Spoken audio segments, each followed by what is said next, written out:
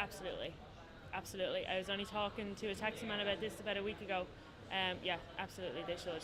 If you know that you're going to be gone eventually, and if you're in pain, I don't think it's fair on family. I think, yeah, you should absolutely be allowed to decide. I would be fine about it because they probably have suffered long enough, and it would be their choice at the end of the day if they wish to do that.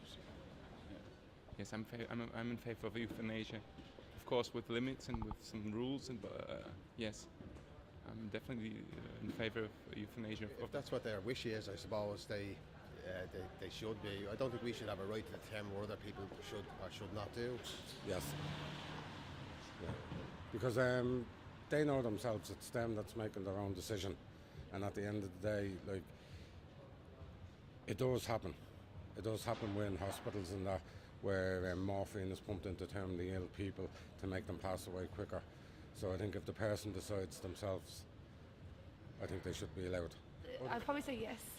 That yes, assisted suicide should be permitted. It's a person's own choice if they're in the right state of mind. So yeah, I do agree. Yeah, with provisions, but yeah, have to agree with it, yeah. Yes, definitely. Yeah, I think they should be given the option to have it anyway.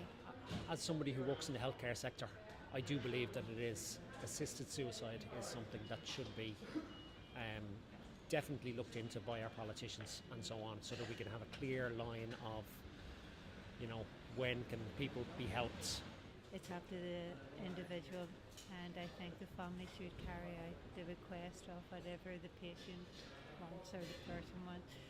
Whether I agree or not, I would respect the wishes of the person, definitely. Well, I've worked in hospitals for 40 years. I have never met a person who wanted to die. They all fought for life, no matter how bad it was.